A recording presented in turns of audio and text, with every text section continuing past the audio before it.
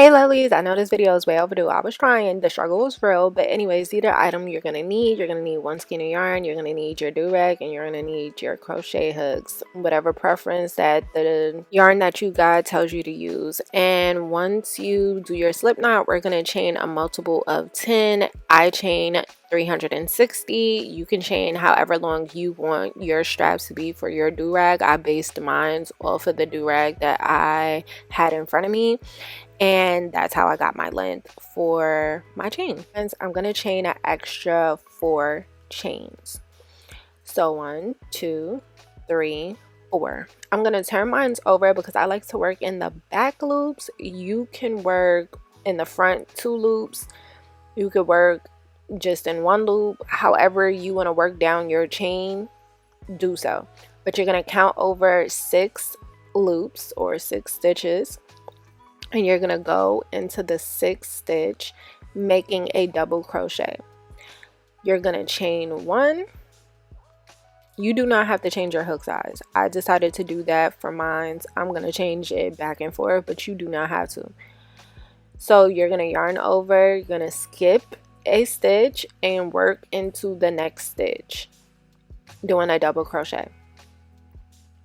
You're gonna chain 1, yarn over, skip a stitch, work into the next stitch, doing a double crochet, and that's basically the mesh stitch. You're going to continue to do this all the way down your chain until you get to the last stitch.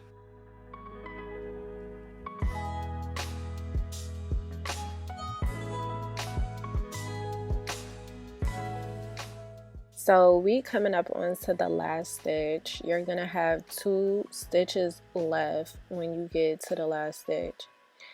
Of course, you're gonna skip 1 and work into that last stitch.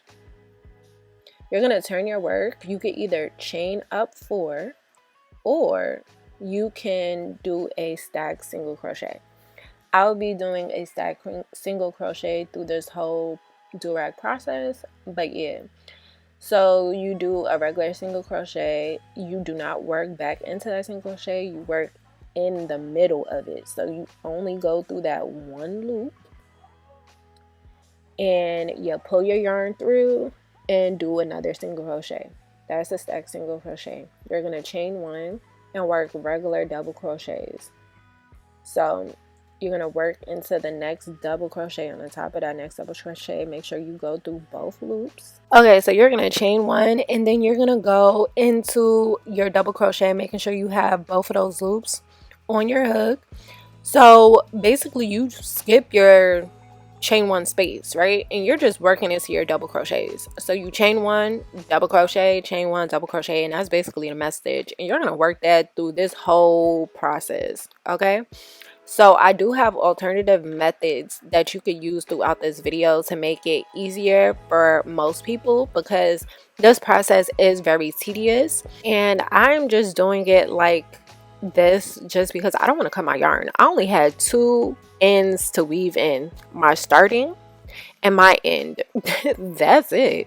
So right here we're gonna work our last stitch into our chain 4, you know, the one that we chained up. So you see your chain 1 space and then you see your last stitch. Okay, that's what you're going to work in. So the 2nd stitch from your double crochet, you're going to work into that, and you have your strap. Now we're going to go ahead and place our stitch markers where we want to start the body of our durag.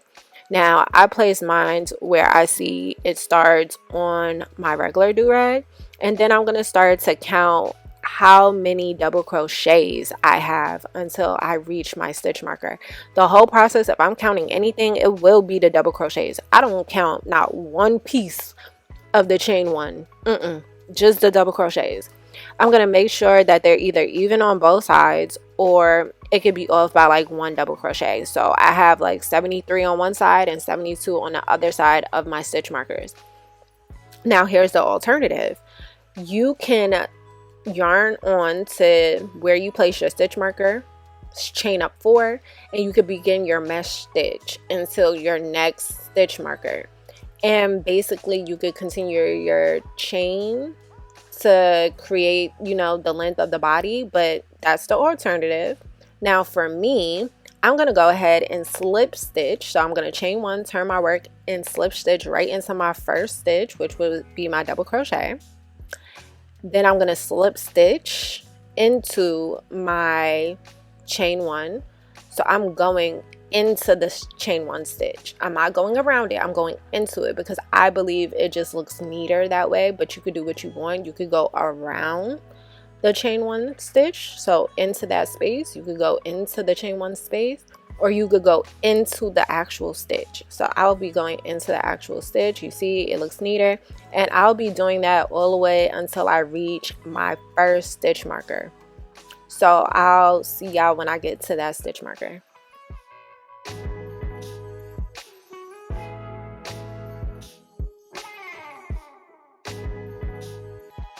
Once I reach my stitch marker, you could either chain up 4 or you could do the stack single crochet. When I do this again, I'm gonna just chain up 4. I just like that look better now that like I'm watching the video over and stuff like that. It just gives it some more height. But yeah, I did a stack single crochet for this durag, and I'm gonna continue the mesh stitch until I reach my second stitch marker. And remember, the mesh stitch is double crochet, chain 1, double crochet. Please don't forget to do the chain 1, because when you go over your work, it will be noticeable, like not to the naked eye, like not immediately, but when you gotta work your stitches, it's noticeable. At least it bugs me, so I don't know. But yeah.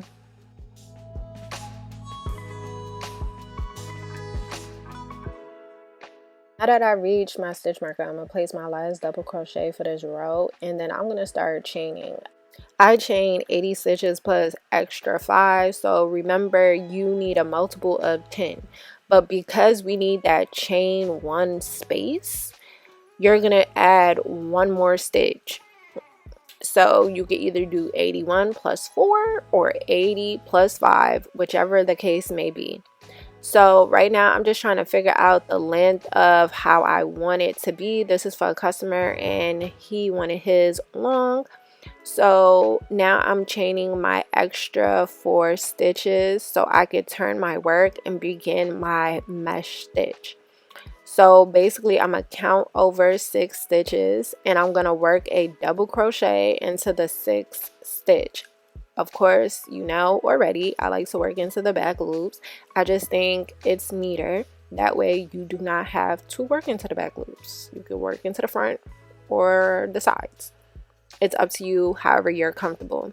So we're going to continue to do the mesh stitch all the way until the end when we don't have any more stitches to work into. And I'll meet y'all back at that point.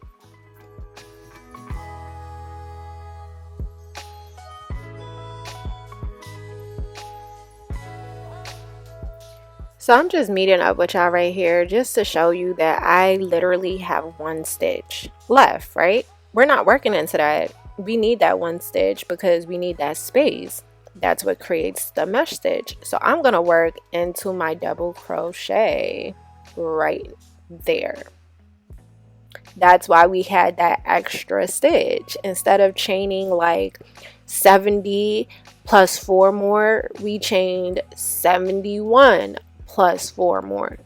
I hope y'all understand now. So if you chain 90, chain 91, right? Plus 4 more, because we need that extra chain space so that our mesh stitch still looks, you know, like a mesh stitch. So like I said, I'm going to chain up into my stitch marker, which is basically like I have, you know, no more chains to work into. Like that's where my last, it was supposed to be either your chain up 4 or your stack single crochet is. So now I'm gonna do this floating chain 1 double crochet mesh stitch that I made up, or you can do the alternative. And here's the alternative. You do your chains, right, as you saw me do. I'm gonna cut my yarn, and then I'm gonna attach my yarn to the other side. So I'm going to attach it into my chain 4 space on the top of that chain 3 right there. And I'm going to chain the same amount that I chained on the other side. So if I chained 11 on the other side, I'm going to chain 11 on this side plus 4 more. I hope that makes sense. So like for mine, I chained 81. On this side, I will chain 81 plus 4 more because I'm going to turn my work now. I'm going to count 6 stitches over, work my first double crochet, and continue the mesh stitch all the way until I reach the end of my other chain. So I'm going to show you. I hope this visual helps. This is the alternative. You see I still have my chain 1 space. I'm going to work into the top of my double crochet, or where you attach, you know, your slip stitch, where you attach that, whichever one is easier for you, but I'm going to work into that, making sure I still have that space. It still needs to look like a mesh stitch, right? And then once I get to my chain, I'm going to skip 1 chain, work into the next stitch of my chain, and work it all the way down to the end of the chain. This is the alternative. When you get to the end of your chain, you're going to either chain up 4, turn your work, or turn your work automatically and work your stack single crochet into your stitch, as you see me doing here. Like I chained up 4, I turned my work, and I'm working my mesh stitch. And this is what you're going to get. This is the alternative. Instead of doing the floating mesh stitch that I'm about to show. Now for this floating mesh stitch chain thing that I made up, I'm going to do my chain 1, yarn over 3 times, work back into that double crochet we just finished working into with our double crochet. I'm going to go through 1 loop, yarn over, go through 2 loops, yarn over, go through 2 loops, yarn over, and go through my last 2 loops. Chain 1 and then yarn over 2 times as if I was going to do a triple crochet. So yarn over once, yarn over twice, and then I'm going to work into these 2 loops here. I hope you can see them, like I'm grabbing them. I know this color is light, so I hope you can see it once I like go through them. I'm going through those 2 loops. When you do it, you're going to see it even better. So then I'm going to yarn over, go through 1, yarn over, go through 2, yarn over, go through 2, yarn over, go through my last 2, chain 1, and repeat. And this is what it looks like. This is what it looks like. So I'm going to continue this until I have the same amount of double crochets on this side that I did on the other side. So I'll meet y'all back once I reach like my last double crochet that I need to make.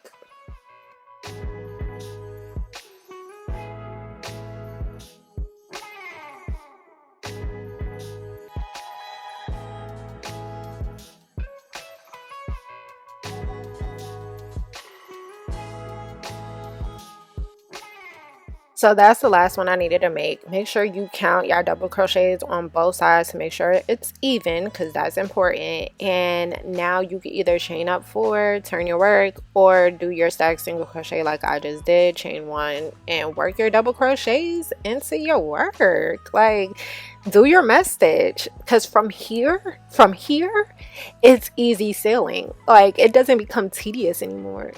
You're just working this mesh stitch for like a few rows until you have to start doing your decreases. So like I'm showing here, you're going to work that mesh stitch all the way up until the end of this row.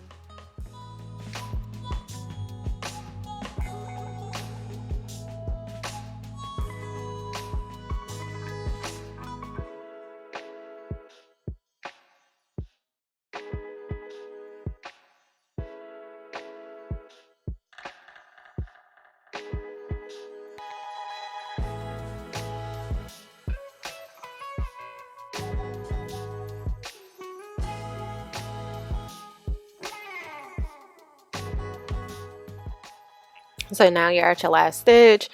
go ahead and work into that stitch with your double crochet.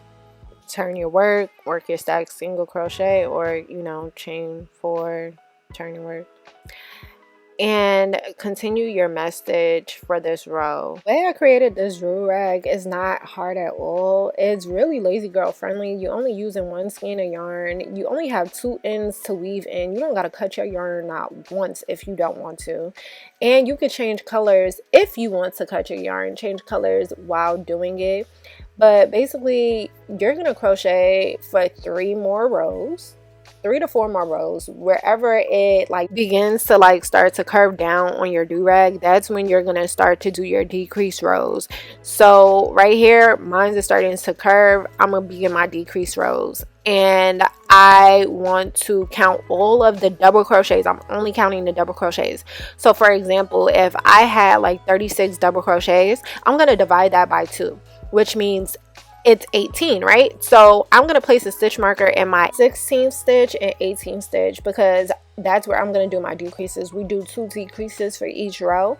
So because I have an odd number, I'm going to place my stitch marker in a middle stitch. So let's say I had 37 stitches, I divide that by 2, that's 18.5. So I'm going to place my stitch marker in my 19th stitch. So I would have 17 stitches on one side and 17 stitches on the other side. When I go to do my row, I'm going to skip over that 19th stitch with my stitch marker in. That's my decrease for this row, right? I'm going to continue my mesh stitch, which is chain 1, double crochet, chain 1, double crochet. Now to make it easier for me on my way back, I'm going to place a stitch marker 2 stitches from where I skipped over that double crochet that had the stitch marker in it. So I'm placing it in that 2nd stitch. So I have the chain space where I skipped over that double crochet. I have my double crochet, a chain space, double crochet. So I'm gonna put my stitch marker in that 2nd double crochet from where I skipped over that stitch, and I'm gonna continue my mesh stitch until I get back to that stitch marker. So that would be what my next row. So when I reach my stitch marker, I know I have to begin my decrease, which is going into 2 double crochet stitches. So I yarn over, go into 1 stitch, go into the next stitch, yarn over, pull through 2 stitches, yarn over, pull through 3 stitches. That's how I do my decrease. Chain 1, work another decrease, yarn over, go through 1 double crochet, go through another double crochet, yarn over, go through 2 stitches, yarn over, go through 3 stitches, chain 1, work my mesh stitch as normal, which double crochet in the next available double crochet, and I'm gonna do that for a few more double crochets so that I have enough double crochets to go ahead and place my stitch marker. So I want you to pay attention again to where I place my stitch markers at. So you officially see my decrease. It's a little chunky, nothing too bad, right? So where I have my decrease, I'm gonna go into the next double crochet, the regular double crochet, because that's where I will start my decrease on the following row. My next row, that's where I'll start my decrease, and then I'll decrease in the next 2 stitches next to it. So I hope you can visually understand what I'm saying. I hope you can see what I'm saying well. You see, look. So I'm just doing my decreases. You're going to continue to do these decrease rows until you get the width that you want. I stop once my rows reach the top of my crown. You could continue to go until you want it as wide as you would like. But remember, these mesh durags stretch, okay? So keep that in mind.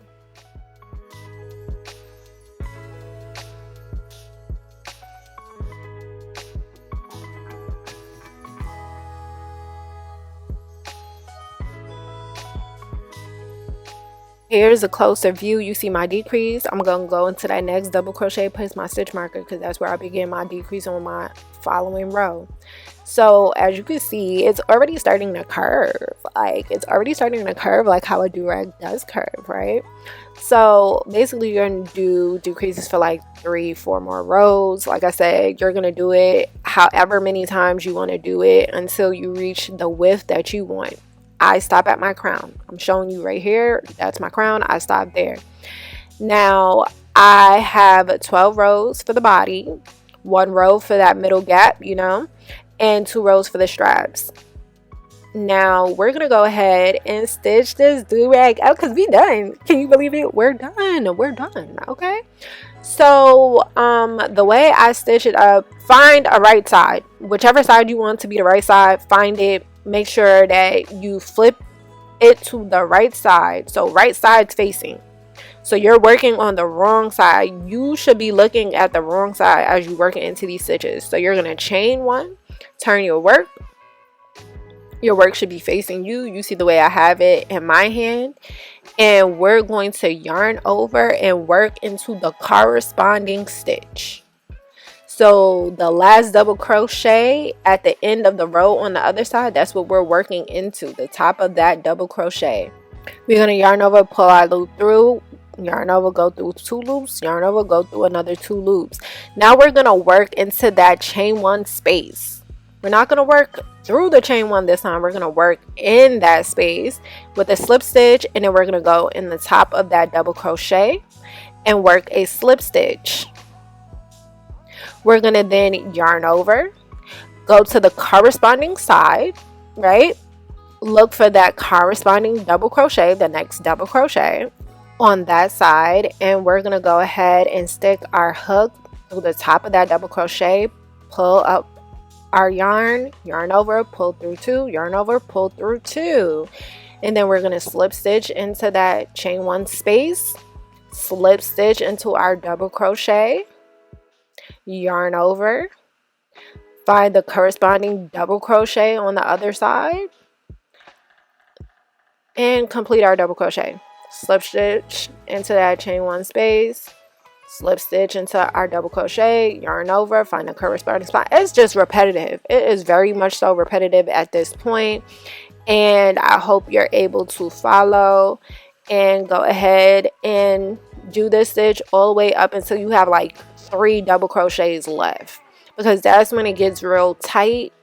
But you're basically going to continue to work it until you have, you know, your last 2 double crochets to work into, and that's when you're going to do a half double crochet. But I'll meet you there. I'll meet you there when we get there. Reason why I'm doing it like this, again, another alternative is that you can just, you know, slip stitch your piece together, these 2 pieces together, or you can basically, you know, sew it together, whatever you please to close this up. But I'm doing it this way because it gives you almost like a seamless look on both sides. I swear it does. Okay, so we're gonna, when we reach this point, I'm gonna show you what I'm gonna do. So as you can see, we're reaching that point and it is going to get a little tight, so please be careful and pay attention to the stitches that you are working into. Make sure that it's the corresponding stitch. Okay, so as you can see here, I'm slip stitching into my 2nd double crochet before I finish on both sides. So I'm gonna go ahead and yarn over and go and find that double crochet because it's tight. It's getting tight now. I'm gonna find that double crochet and I'm gonna work into the top of that double crochet on the other side. Yep. Go ahead, pull up my yarn, work through my 2 stitches, yarn over, work through my 2 stitches, go ahead, slip stitch into my chain space. Then I'm gonna find that double crochet. Okay, make sure you're working into the right double crochet because it's getting a little tight now. I'm gonna go ahead, work into it with a slip stitch, yarn over, and I'm gonna go ahead and find it on the other side. And it's actually not as hard to find as you think because it's literally right next to each other. They're right next to each other, so it's a little tight. More than it's hard to find, it's just a little tight to get into. But once you get into it, you're gonna pull up your yarn, You're gonna then work through all 3 loops on your hook, all 3 of them, because you're doing a half double crochet now. Chain 1, cut your yarn because you're yarning off. You're done. Okay, you're done. So this is what it looks like on the right side. This is what it looks like. You don't have no point. It's not messy. You don't have no line of demarcation going through the middle of the do-rag all the way to the front. It's just seamless. Okay, it's seamless, and it looks good on the right side and the wrong side. And you legit only have 2 ends to weave in. 2. This is what it look like. Look at the little curve. Look at the curve. Look at the curve. Okay. So now it's time to like weave in our ends, and I'm just showing you guys you legit have 2 ends to weave in, and you can weave your ends however you want to weave your ends in. I'm going to show you guys how I do mine. I didn't know how to really weave these ends in on a mesh stitch, but I figured out a way, and I just went over and over it so it don't loosen up, like it don't come out. So yeah. Now I love this durag. It's in a color gold, and I have so many things that this durag could go with, but this was for a customer, so I couldn't try it on. I was basically just doing it off the durag I have, and the durags I made, hopes and dreams, I like to try my stuff on so I know that the fit is good and stuff like that, but I couldn't do it with this one. So yeah, I hope that the person that I made it for loves it. I haven't heard back from them yet. I don't know if that's a good or bad sign, but I know my durags fit me very much so well. And I also made one for my friend, and I put satin lining in his. So that's what's up. That's what's up. And I just want to vent real quick. Like, I did these durags like 4 times recording it because it's mad hard recording a crochet video. Like, I still haven't figured out the best angle to put the camera so that y'all can see exactly what I'm doing very well. And then I bought an external hard drive because I knew I was running out of space on the one that I had, and I can't find it. Like, I was looking all over the place for it because I use it to edit my videos and just place my videos on there, and I could not find them. So I had to freaking buy a whole new one just to edit this video. So you guys, you're welcome. Anyways, I made like these durags in different lengths, as you can see here. So if you like them, go ahead and share this video, like, comment, and subscribe. And this is just proof that I tried to do this video like mad times. Anyways, until next time, lovies, later.